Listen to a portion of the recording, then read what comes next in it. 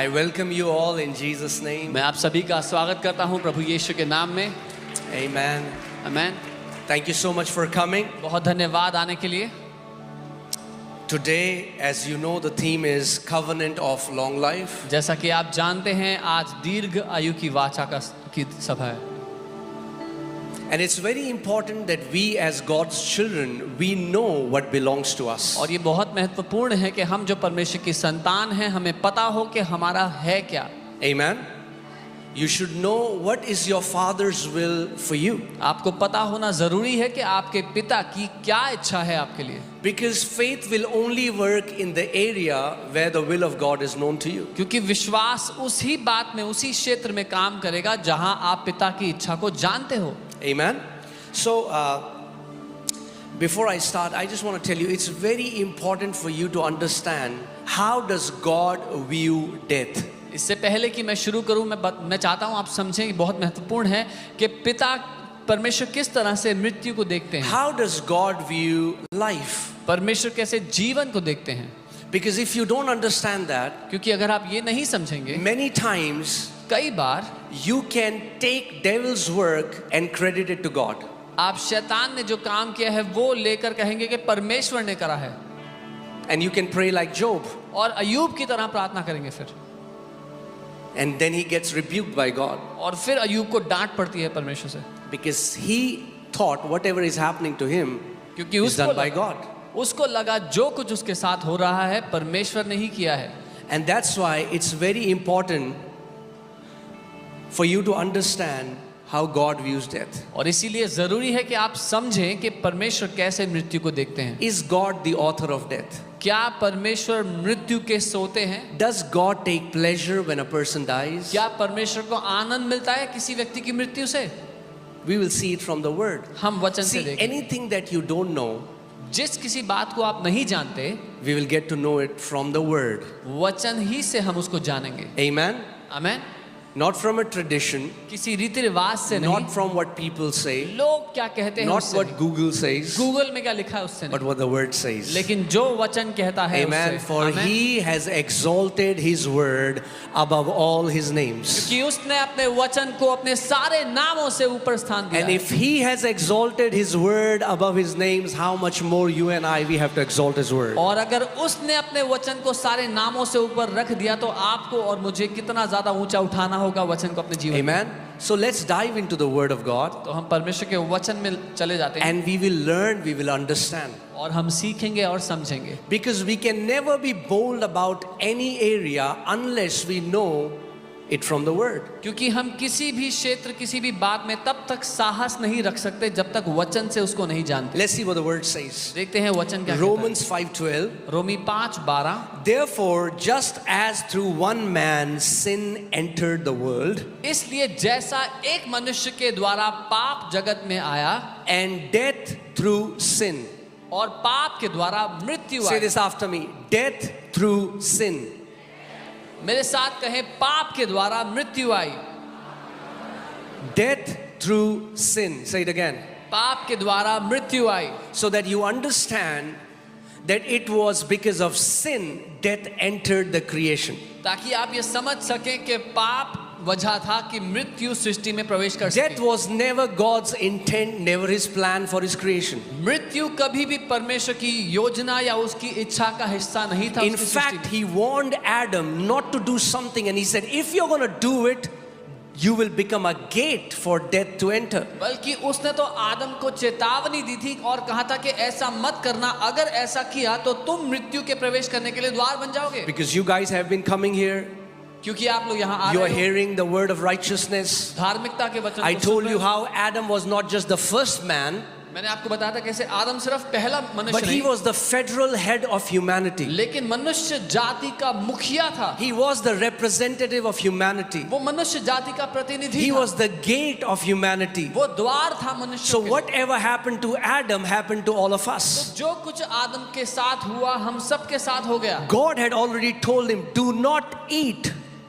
from the tree of knowledge of good and evil, because the day you eat it, in dying you shall die. That's how the Hebrew says in the Hebrew Bible. It doesn't say you will die, it says dying you shall die. That means the corruption, the death will start. परमेश्वर ने उससे यही कहा था कि उस अच्छे भले के ज्ञान के फल को मत खाना, नहीं तो तुम मरते मरते मर जाओगे। उसके द्वारा मृत्यु शुरू हो जाएगी, भ्रष्टाचार शुरू हो जाएगा।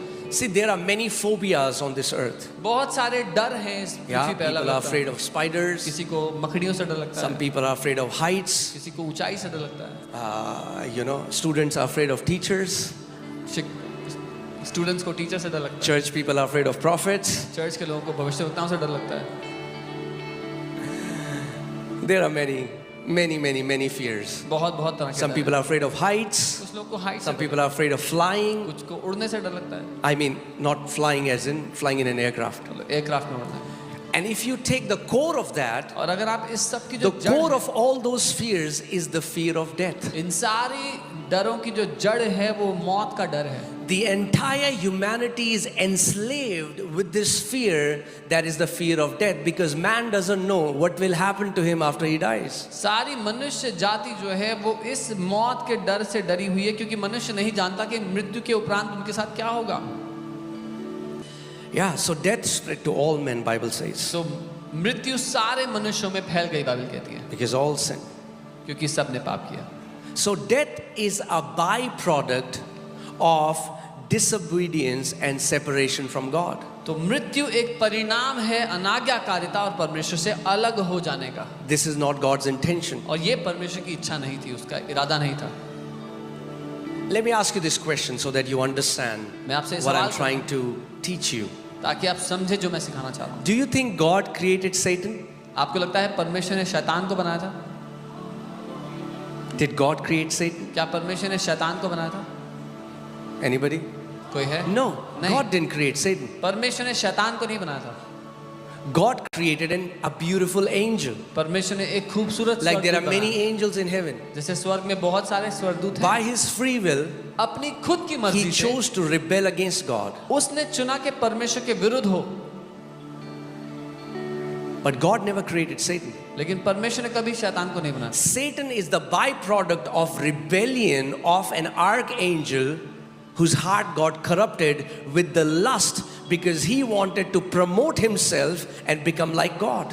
शैतान उस बात का परिणाम है जहां पर एक आर्क एंजल जिसको परमेश्वर ने खूबसूरत बनाया था, वो परमेश्वर के विरुद्ध आकर लालच में परमेश्वर के से ऊपर बनना चाहता था। In the same way as God didn't create Satan, God is not the author of death. ठीक जैसे परमेश्वर ने शैतान को नहीं बनाया, परमेश्वर मृत्यु का रचने वाला भी नहीं है। Adam became the one through whom death entered the entire cosmos. आदम वो व्यक्ति था जिसके द्वारा मृत्यु सारी सृष्टि में प्रवेश करी। Is that okay so far? अभी तक ठीक है? I am going very slow so that you understand from the word what the Bible has to say about life and death. मैं बहुत धीरे जा रहा हूँ ताकि आप समझें कि बाइबल जीवन और मृत्यु के बारे में क्या बताती है। So that no one will be able to bring you into bondage by giving you one passage from Old Testament. ताकि कोई भी आपको बंधी ना बना सके पुरानी वचन में से, पुराने नियम में से एक आयत देकर के। Amen. Let's see how God feels about when a man dies. देखते हैं परमेश्वर को कैसा महसूस होता है जब एक मनुष्य मरता है। तो Ezekiel 18:32. यह एजेकियल 18 उसका 32। I want you to pay close attention. मैं Okay? कहता हूँ आप ध्यान से सुनना। For I have no pleasure in the death of one who dies. क्योंकि प्रभु यहोवा की यह वाणी है कि जो मरे उसके मरने से मैं प्रसन्न नहीं होता। For, let me say it again. For I have no pleasure in the death of one who dies. क्योंकि मुझे कोई आनंद नहीं मिलता जब कोई मरता है। तो परमेश्वर Says the Lord God. परमेश्वर Therefore, turn and, come on, turn and live. इसलिए मन फिराओ और जियो। Amen. So your father says, आपका पिता कह रहा है, he says, I don't find any pleasure. वो कह रहा है मुझे कोई मजा नहीं आता। In fact, I want you to repent, to change the way you think, and you live. पर वो चाहता है कि आप मन फिराएं, जैसे सोचते हैं वो बदलें और जीवन जिएं। I like how it says, how the Bible refers the same passage in the New Living Translation. मुझे पसंद है न्यू लिविंग ट्रांसलेशन में जैसा इसको लिखा है। It says, God says, I don't want you to die, परमेश्वर कह रहा है मैं नहीं चाहता कि तुम मरो। says the sovereign Lord. वो स्वेच्छा रखने वाला परमेश्वर कह रहा है, I don't want you to die. मैं नहीं चाहता तुम मरो। What is the will of God for me? परमेश्वर की क्या इच्छा है He मेरे doesn't लिए? want you to die. वो नहीं चाहता कि मैं मरूं। He doesn't want you to die. वो नहीं चाहता कि आप मरे। Because once you die, कि एक बार आप मरे you cannot add anything to your life or to the kingdom. तो आप अपने जीवन में और परमेश्वर के राज्य में कुछ जोड़ नहीं सकते फिर। Amen? In that sense, please don't get me wrong, but understand what I'm saying. मुझे गलत In that मत समझ। sense, when you go to heaven, you don't add anything to heaven. जब आप स्वर्ग जाते हो तो स्वर्ग में कुछ जोड़ते नहीं हो। Yes, you will be there, हाँ, स्वर्ग में रहोगे, but as long as you are in this earth, you can do many exploits for your God. पर जब तक आप इस पृथ्वी पर हो अपने परमेश्वर के लिए महान कामों को कर सकते हो। Amen? But when you go to heaven, और जब स्वर्ग जाओगे, you know, there's this great man of God called Billy Graham, who was one of the greatest evangelists. परमेश्वर के महान जन बिली ग्राम जो सबसे बड़े सुसमाचार प्रचारकों में से रहे, Saved millions of souls, brought so many sons and daughters back to the Father's arms. लाखों लोगों तक सुसमाचार पहुंचाया, बहुत बेटों बेटियों But को the घर day he वापस। died, जिस दिन वो मर गए, he cannot save any more person. अब वो किसी भी व्यक्ति को बचा Why would your father want you to die early क्यों आपका पिता चाहेगा कि आप जल्दी मर जाओ when he has called you as a witness so that you can build his kingdom on this earth Jab- and bring great glory and honor to his name? जब उसी ने आपको चुना और बुलाया कि आप उसको उसके गवाह ठहरो, पृथ्वी पर उसके नाम की महिमा करो। Think about this. सोच के देखो, If you're in a court case, अगर आप एक मुकदमे में हो, okay, let's take an example. You're in a court case आप एक and you मुकदमे have a witness. और एक गवाह है, How many of you will want your witness to die?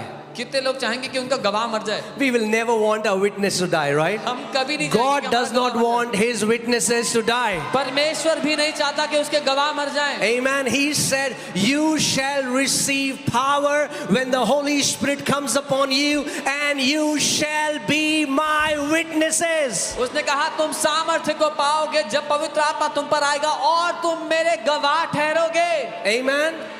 It is not your Father's will that his witnesses will die before their time. ये आपके पिता की इच्छा नहीं है कि उसके गवाह समय से पहले मर जाएं।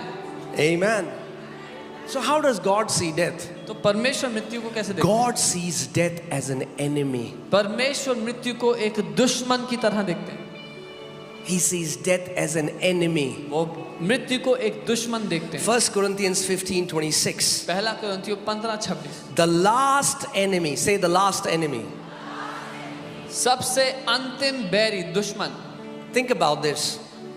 The Bible doesn't say the only enemy, the Bible says last enemy. Bible ये नहीं कह रही कि जो एकमात्र दुश्मन, बाइबल कह रही है जो आखिरी दुश्मन। That means इसका मतलब if there is a last enemy, there are many enemies before last enemy. अगर कोई आखिरी दुश्मन है तो उस आखिरी से पहले भी कई और दुश्मन होंगे। That's why death is called last enemy. इसीलिए मृत्यु को आखिरी दुश्मन कहा Right? That means God considers many things as his enemies, and the last enemy that shall be destroyed is death. इसका मतलब परमेश्वर बहुत सारी चीजों को अपना दुश्मन मानता है और जो आखिरी दुश्मन हराया जाएगा वो मृत्यु है। Can you read that? It's in पढ़ your सकते हैं? Bible. आपकी बाइबल में है। Amen. Say the last enemy that shall be destroyed is death. बोलो सबसे अंतिम बैरी जो नष्ट किया जाएगा वो मृत्यु है। That means death is a temporary reality. इसका मतलब मृत्यु एक थोड़े समय के लिए हकीकत है। Because we are entering a time when there will be no more death. क्योंकि It हम- will be destroyed. God will destroy his last enemy. क्योंकि हम ऐसे समय में प्रवेश करने वाले हैं जहां और कभी कोई मृत्यु नहीं होगी, क्योंकि परमेश्वर अपने आखिरी बैरी को नष्ट करने वाला है। Amen. Say the death will be destroyed.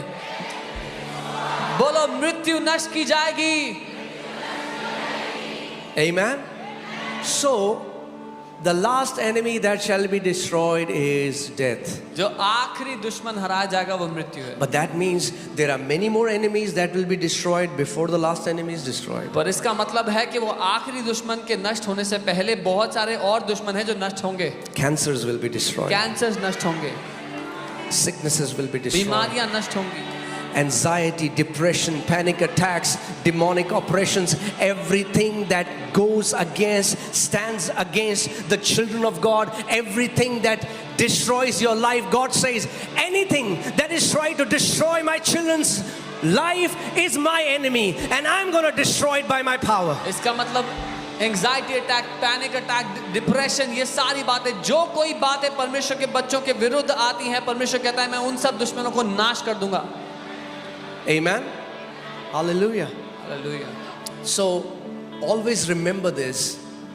God considers death as his enemy. तो हमेशा याद रखना, परमेश्वर मृत्यु को अपना दुश्मन जानता है. And the Bible tells us clearly that a time is coming where immortality will swallow mortality. और बाइबल बता रही है वो समय आएगा बहुत जल्द जब अमरता उस बात को जो नाशवान है निगल लेगी. By the coming of the Son of God, परमेश्वर के पुत्र के आने when से, that last trumpet is blown and Jesus Christ comes back for his family, for his bride, the Bible says death shall be swallowed up in victory. जब वो आखिरी तुरही फूकी जाती है और वो राजा अपनी दुल्हन के लिए आएगा, बाइबल कहती है अमरता जो नाशवान है उसको निगल लेगा. Amen. That's why the destination of Christianity is not just going to heaven. The destination of Christianity is man becoming immortal like his heavenly Father. Amen. इसीलिए मसीहत का जो मंजिल है वो स्वर्ग जाना नहीं, लेकिन अपने पिता की तरह अमरता में जीना है. Amen. That's why the Bible says when he comes, Bible कहती है जब वो आएगा we will become exactly like him. तो हम हूबहू उसकी तरह होंगे. Amen. When you receive salvation in your spirit, जब आप अपनी आत्मा में उद्धार पाते हो, death is destroyed in your spirit. आपकी आत्मा में मृत्यु का नाश हो जाता है. Because when Adam disobeyed God, जब आदम ने परमेश्वर की अनाज्ञाकारिता की, his spirit was disconnected with God instantly. उसी क्षण उसकी आत्मा परमेश्वर से अलग हो गई. Death entered in his spirit. मृत्यु उसकी आत्मा में प्रवेश कर गई. Now,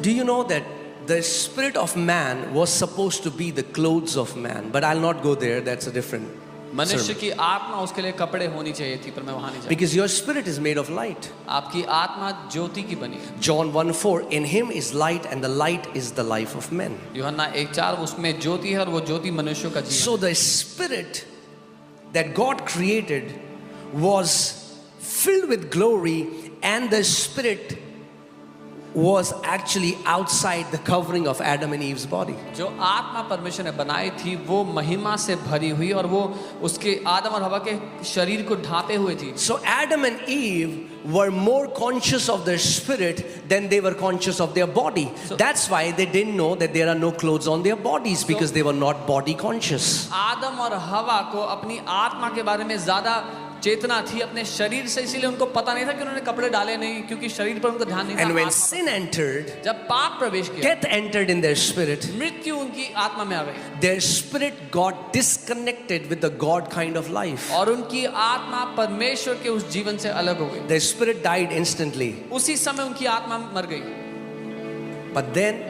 from their spirit, उनकी आत्मा से death started to flow to their soul. वो मृत्यु उनके प्राण में प्रवेश करने And लगी. from their soul, it entered their body. और प्राण से उनके शरीर में प्रवेश किया. In the same way, ठीक वैसे ही when you got salvation, जब आपने उद्धार को पाया है, the life of God परमेश्वर का जीवन entered in your spirit, man. आपके आत्मा में प्रवेश And कर चुका है. instantly, with the twinkling of an eye, you were made alive with Christ Jesus. Your spirit was seated with the heavenly places in Christ Jesus. और उसी क्षण में आपकी आत्मा जीवित कर दी गई. आप स्वर्गीय स्थानों में प्रभु यीशु के साथ बैठा दिए गए उसी पल.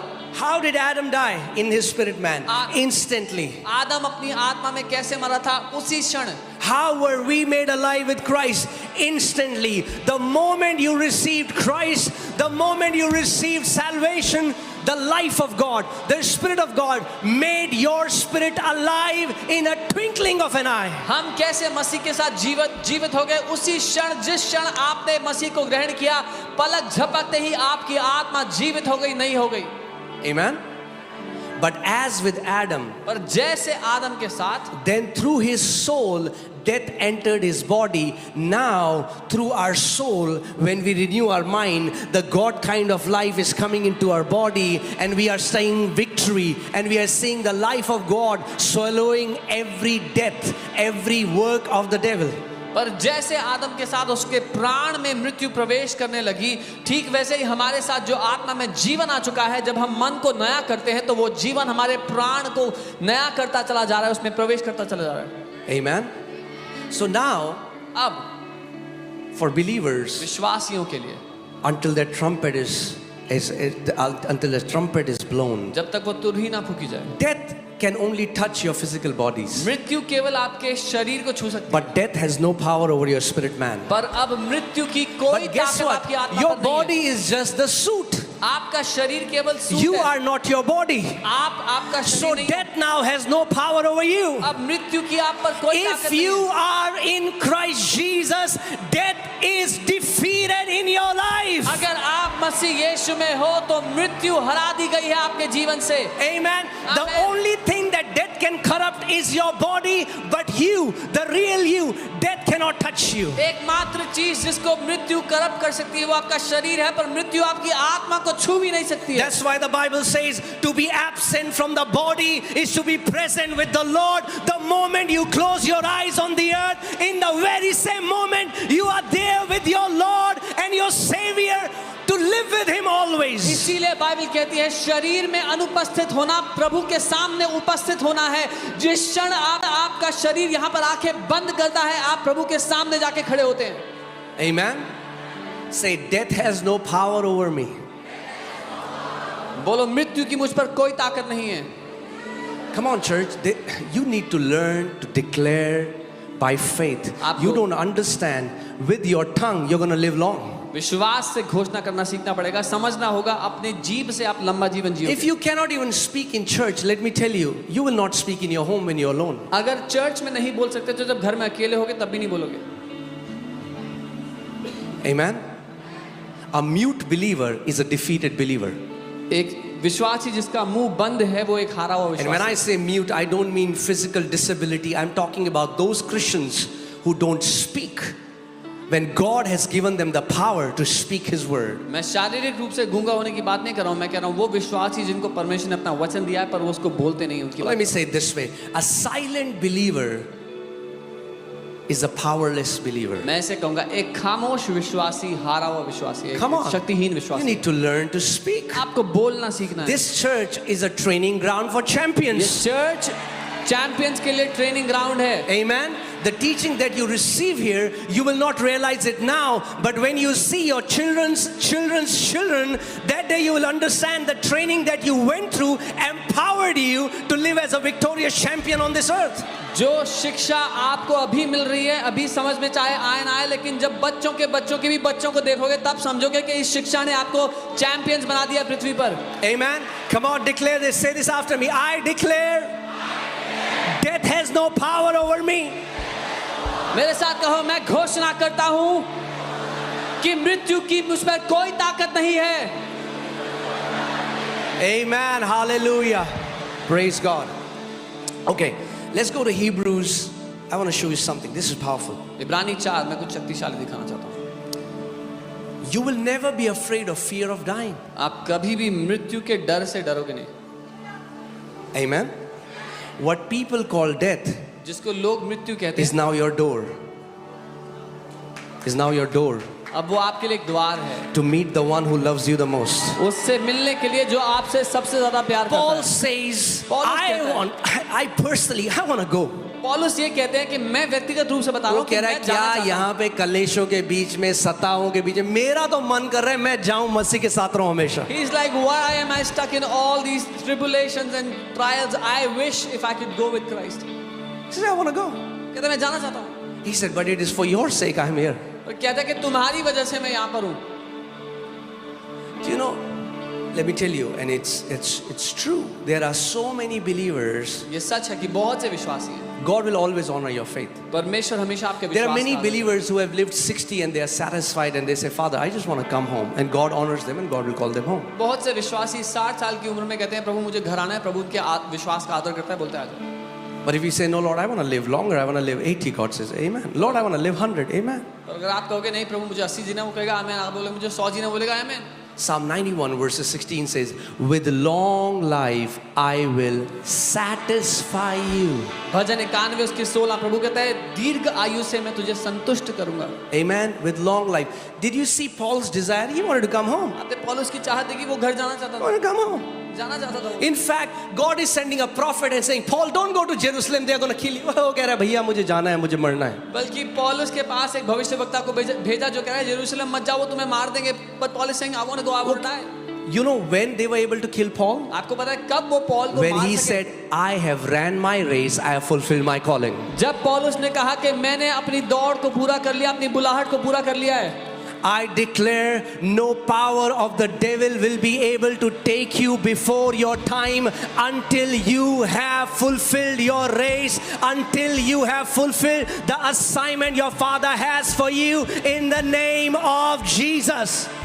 मैं ये घोषणा करता हूँ कोई भी नरक की ताकत आपको आपके समय से पहले ले जा नहीं सकेगी जब तक आपने अपने मकसद को, अपनी बुलाहट को पृथ्वी पर पूरा नहीं कर लिया जिसके लिए आपके पिता ने आपको भेजा है यीशु के नाम में। Not when one member of this church is going away without fulfilling the call that they have in Jesus' name.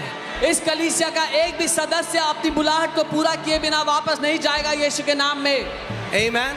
No unfulfilled assignments. कोई भी ऐसा काम पूरा किए बिना नहीं जाएगा। Say, by the grace of God and by the power of the Holy Spirit, I will fulfill my assignment that my Father has for me. I will fulfill my divine call, and my life will bring great glory and honor to my Heavenly Father. बोलो परमेश्वर के अनुग्रह के द्वारा और पवित्र आत्मा की सामर्थ्य के द्वारा मैं अपनी बुलाहट को पूरा करूंगा और मेरा जीवन मेरे पिता की बड़ी महिमा का कारण होगा यीशु के नाम में। Amen, amen, amen. We are not going empty-handed. हम खाली हाथ नहीं जाएंगे। We are not going empty-handed. खाली हाथ नहीं जाएंगे। We are taking millions of souls with us to our Father's house. हम लाखों लाखों प्राणों को बचा करके जाएंगे साथ में। Amen, hallelujah. And the Bible says in the book of Revelation, और प्रकाशित वाक्य में बाइबल that's the कहती है only privilege you and me have. एकमात्र सौभाग्य आपको और मुझे The मिला है। Bible says बाइबल कहती है the good works of the righteous follow them. धर्मी जन के भले काम उनका पीछे पीछे चलते हैं। Amen. So when you enter your final abode, जब आप अपने अंतिम घर में प्रवेश करोगे there is a train coming after you. एक ट्रेन चल के आ रही है आपके पीछे पीछे। Amen. Amen. And that's why as long as you live, और इसीलिए जब तक आप जियो live the best life for your God. सर्वोत्तम जीवन जियो अपने प्रभु के लिए। Serve Him the best way you can. सबसे अच्छे तरीके से उसकी सेवा करो। Amen. Do you know why? Because the testimony you will have क्योंकि will be your testimony for eternity. क्योंकि जो गवाही आप यहाँ से ले जाओगे वो अनंत के लिए आपकी गवाही रहेगी। Amen. Hallelujah. You can be seated. So let's see Hebrews 2. I'll read verses 14 to 15 in the New Living Translation because I love how the New Living Translation portrays it. इब्रानी 2 का 14-15 न्यू लिविंग ट्रांसलेशन में बहुत अच्छा लिखा हुआ है। Okay, because God's children are human beings. क्योंकि परमेश्वर की जो संतान है वो मनुष्य हैं। New King James says flesh and blood. New king James में लहू और मांस लिखा है। Made of flesh and blood. Again he वो लहू और clarifies मांस that. के बने हैं। The Son also became flesh and blood. इसलिए पुत्र भी लहू और मांस बन गया। That means the Son of God. इसका मतलब परमेश्वर का The पुत्र। Son of God, because God's children are made of flesh and blood. क्योंकि परमेश्वर के बच्चे लहू और मांस के बने हैं। So the Son of God, Jesus Christ, also became flesh and blood. इसीलिए परमेश्वर का पुत्र यीशु मसीह भी लहू और मांस बना। Because hear this. सुनिए, For only as a human being could he die. क्योंकि मनुष्य बनकर ही वो मर सकता था। If Jesus could have just appeared to this earth as God and they would have nailed him to the cross, he would laugh. अगर यीशु मसीह परमेश्वर रूप में आते और उसको क्रूस पर चढ़ाते तो वो हंसता उन पे। Because God cannot die. क्योंकि परमेश्वर मर नहीं सकता। Is that true? है कि नहीं? So Jesus identified with humanity, सो यीशु ने अपनी पहचान को मनुष्य जाति से मिला लिया। became flesh and blood लहू और मांस बन गया so that he could die. ताकि वो मर सके। See, that's what many people in other faith don't understand. They say if Jesus is God, God cannot die. ये है जो That's the बहुत से mystery. ये है जो बहुत से लोग नहीं समझते। वो कहते हैं अगर यीशु परमेश्वर है तो वो मर नहीं सकता, पर यही तो रहस्य है। Yes, he had to die, उसको मरना पड़ा, but he didn't just come to die. वो मरने के लिए नहीं आया था सिर्फ। Let me try again. मैं दोबारा ट्राई करता हूँ। Amen. Jesus became flesh and blood so that he could die. यीशु लहू और मांस इसलिए बना कि वो मर सके। Hear this. सुनिए, For only as a human being could he die, क्योंकि केवल मनुष्य बनकर ही वो मर सकता and था, only by dying could he break the power of the devil. और मरने के द्वारा ही वो शैतान की ताकत को तोड़ सकता था। Who has? Who? Come on, I love what Bible says. Who had the power of death? Devil doesn't have the power of death over your life. He had the power of death. But the Bible says when Jesus went to Hades, he defeated devil, he rose up and he says, now I have the keys of Hades and death. और यहाँ ऐसा नहीं लिखा कि जिसके पास है, लेकिन लिखा है शैतान के पास थी मृत्यु की ताकत, लेकिन जब यीशु अधोलोक में उतरे तो उसने शैतान को हरा दिया और उससे मृत्यु की वो ताकत छीन लिया और कहा अब मेरे पास अधोलोक और मृत्यु की कुंजियां हैं। When devil tells you, I'm gonna kill you and your family, you just laugh at him. You just say, oh loser, you don't have the power of death over me and my family anymore. You had the power of death. My Lord has snatched the keys of death from you. No more you have the power of death. जब शैतान आपसे कहे कि मैं तुझे तेरे परिवार को मार दूंगा तो उस पर हंसना, ये कह के अबे हारे हुए, तेरे पास तो मौत की ताकत ही नहीं है मेरे परिवार के ऊपर और मेरे ऊपर, मेरे प्रभु ने तुझसे वो ताकत छीन ली है। Amen. Hallelujah. But you know what? Now let me tell you something that's you need to pay a lot of attention. पर बहुत ध्यान देना इस बात। Satan doesn't have the power of death. He had, शैतान के पास मृत्यु की ताकत नहीं है, पहले थी, but he can still kill believers. पर फिर भी विश्वासियों को मार सकता है। How? कैसे? Because the power of death and life is in your tongue. क्योंकि मृत्यु और जीवन की ताकत आपके मुंह के अंदर, So what आपकी does he जुबान do? में है। He influences your thinking वो आपके विचारों को because he's the प्रभावित prince करता of the power of air. है। क्योंकि वो हवा की In your thoughts, he will put seeds of death and destruction because he wants you to speak death for you, your children, your family, your business, because he knows the power of death and life is in your tongue. आपके विचारों में वो मृत्यु की बातें डालने के लिए प्रभाव डालेगा ताकि आप अपने जीवन, अपने बच्चों, अपने व्यवसाय के ऊपर मृत्यु की बातें कहो, क्योंकि वो जानता है कि आपकी जुबान में जीवन और मृत्यु की ताकत है। Because hear this. सुनिए, Now, devil only has that much power which you give him. शैतान के पास अब उतनी ही ताकत है जितनी आप उसको देते हो। How? कैसे? When you come in agreement to what he says. जब जो वो कहता है उसके साथ आप सहमत होते हो। Are you guys getting what I'm saying? समझ रहे हो जो मैं कह रहा हूँ? See, Holy Spirit will highlight these things from the Word. Why don't you think the writer of the Bible, which is the Holy Spirit, wrote who has the power of death? No, but he wrote who had the power of death. पवित्र आत्मा जो वचन का लेखक है, जिसने प्रोत्साहित किया वचन के लिखे जाने को, उसने क्यों ऐसा नहीं लिखा जिसके पास मृत्यु की ताकत है, पर उसने ये लिखवाया जिसके पास मृत्यु की ताकत थी।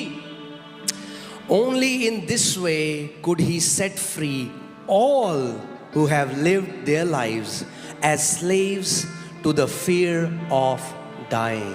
और केवल इस ही तरीके से वो उन सबको आजाद कर सकता था जो जिए, ताकि वो मृत्यु के डर के दास ना रहें। Today, everyone will be set free from the fear of dying in Jesus' name. आज हर कोई आजाद किया जाएगा मृत्यु के डर से, Because the Bible says the sting of death has been removed for every believer. क्योंकि बाइबल कहती है हर एक विश्वासी के लिए मृत्यु का जो डंक था वो नाश कर दिया गया है। What does that mean? What happens when a scorpion stings you? क्या होता है जब बिच्छू किसी को काटता Or what happens when a bee stings you? है या एक मधुमक्खी काटती है? There is tremendous pain. दर्द होता है। What is the Bible saying? The sting of the death has been removed. Bible क्या कह रही है कि मृत्यु का डंक That नाश कर दिया means गया है। when a believer dies, इसका मतलब जब एक विश्वासी मरता है there is no pain of death. तो मृत्यु का दर्द नहीं The है। crossover is smooth. The crossover is blessed. You will not even know you were alive here and your last time will come. You will see angels or you will see Jesus and you will cross over without the pain of death. जब आप उस पार कदम रखेंगे, एक क्षण पहले आप इस पार जिंदा थे, लेकिन जब आप उस पार कदम रखेंगे तो आप एकदम से स्वर्गदूतों को देखेंगे, आपको मालूम भी नहीं होगा कि आपने कब वहां प्रवेश कर Can you लिया। think about this? Every person in the Sanhedrin of Jews, they are stoning Stephen, a young boy. Can you imagine what will happen if people are stoning you? यहूदियों में आप People will देखेंगे be screaming with pain. कि स्तिफनुस पर वो लोग पत्थर मार रहे थे, पथराव कर रहे थे, और अगर किसी पे पत्थर मारे जाएंगे तो वो चिल्लाएगा दर्द से। But it was like his physical senses were shut off, पर ऐसा and he था- saw the heavens open, and he saw the Father and Jesus standing up in heaven saying, Stephen, come my son, we are very proud of you. Stephen had no sting of death. पर वो ऐसा था कि स्तिफनुस के शरीर में दर्द होने वाली कोशिकाएं जैसे बंद हो गई, और वो अपनी आत्मा में पिता को और उसके दाहिने हाथ पुत्र को खड़े देखता है, और वो कह रहे कि हमारे बेटे स्टीफन आ जाओ। He didn't go cry, oh God, why is this happening? He went victoriously. He said, Father, forgive these people because they don't know what they are doing. वो ये नहीं करता अरे प्रभु ऐसा क्यों हो रहा है, वो कहता है पिता माफ करो इनको, ये नहीं पता क्या कर रहे हैं इनको। Amen. So death will not be a painful experience, मृत्यु- but a glorious experience of you crossing over to your eternal home. मृत्यु एक दर्दनाक अनुभव नहीं, लेकिन एक महिमा से भरा अनुभव होगा जब आप अपने उस महिमा के घर में प्रवेश करेंगे। Amen. Hallelujah. Because even if you see for so many people who have near death experience, not near death, but who cross over and come back, they say that it just felt, it just happened in the twinkling of an eye. अगर आप उन लोगों से मिलेंगे, उनसे बात करेंगे जिन्होंने मृत्यु का अनुभव किया, और वो उस पार जाके इस पार वापस आएंगे, बोलेंगे पलक झपकते ही हो गया। That's why the Bible says for us, as in they sleep in the Lord. How do you enter your sleep? You don't even get to know. You lie down and just you don't even know when from this realm you enter into that realm where you sleep. In the same way, for a believer, they will not even know. और Bible There विश्वासी- they are, and the next moment they are there with their Lord and Savior. और Bible विश्वासियों के लिए कहती है जब वो प्रभु में सोएंगे, जब आप सोते हैं तो आपको मालूम नहीं होता कब आप जागे और कब आप सो गए प्रवेश करके नींद में। ठीक वैसे ही विश्वासियों के लिए होगा जब वो यहाँ पर सोएंगे, प्रभु के साथ में होंगे, सामने होंगे। Amen. Are you experiencing hope? क्या आप आशा का If you're experiencing अनुभव hope, कर रहे show me. हैं? If अगर you're Asha experiencing hope, then I'm doing a good job. अगर आप आशा का अनुभव कर रहे हैं Because तो that's अच्छा what a काम कर रहे preaching is supposed to हैं। be. क्योंकि प्रचार का The यही काम preaching है। of the word of God is supposed to give God's people hope and build faith in them. परमेश्वर के वचन का प्रचार परमेश्वर के लोगों में आशा और जीवन लाने के लिए है। Amen. Hallelujah.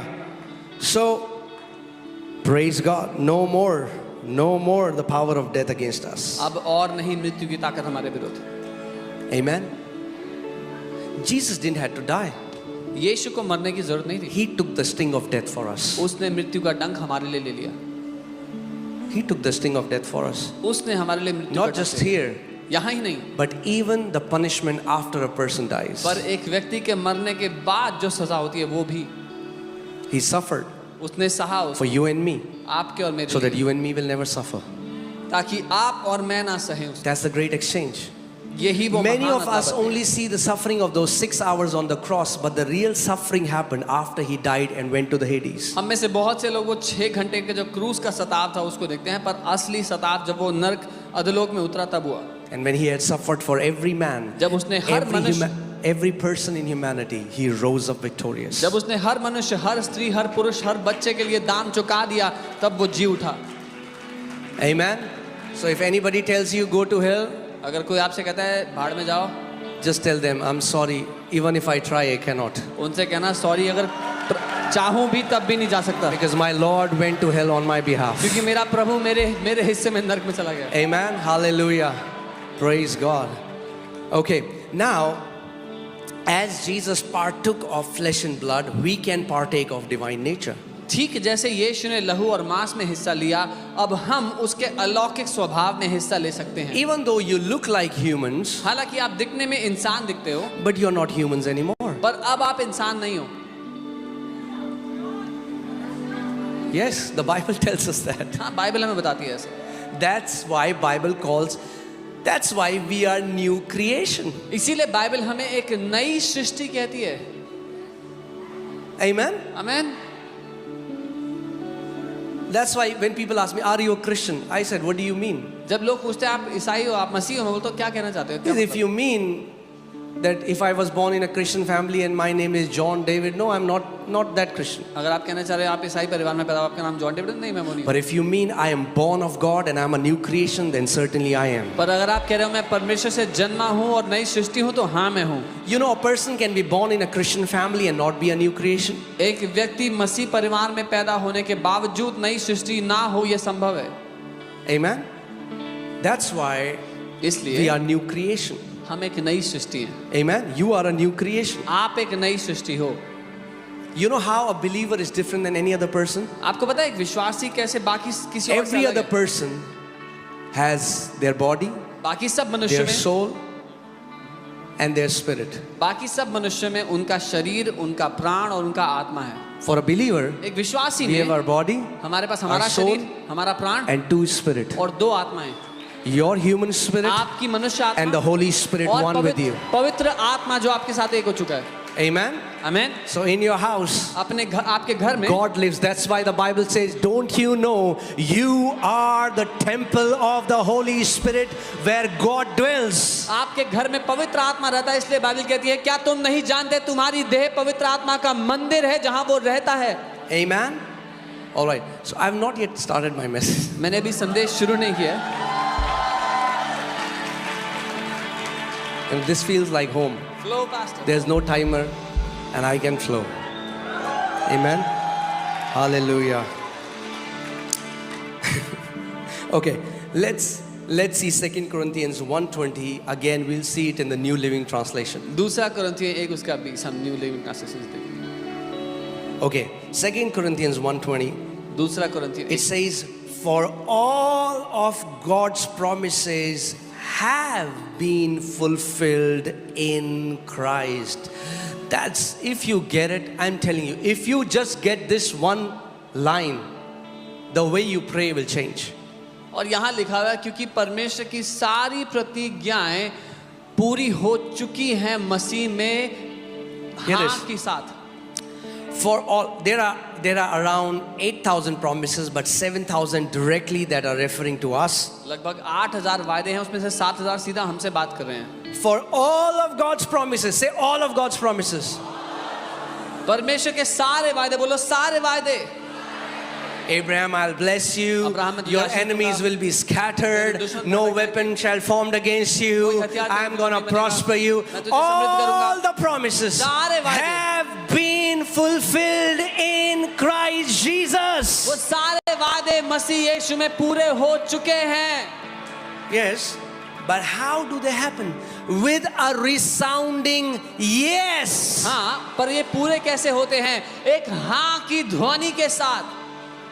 And through Christ, और मसीह के द्वारा our amen, हमारा आमेन, which means yes, जिसका मतलब है हाँ, ascends to God for His glory. परमेश्वर के सामने उसकी महिमा So के लिए that उठता है। means इसका मतलब there are many promises of God, परमेश्वर के बहुत से वायदे हैं। right? I told you 7,000. मैंने बताया 7,000। And they are like, for us, God has said it. Okay, this is the promise for you. और वो हमारे लिए परमेश्वर ने कहा ये But how वादा many तुम्हारे people लिए। know for a promise is never from one side? कितनों को पता है कि वादा एक तरफ से नहीं होता। I, for example, I promise, hey, Monday you come. मैंने I promise you, I'm going to give you 10,000 rupees. मैंने वादा किया मंडे को आना, मैं 10,000 रुपये दूंगा।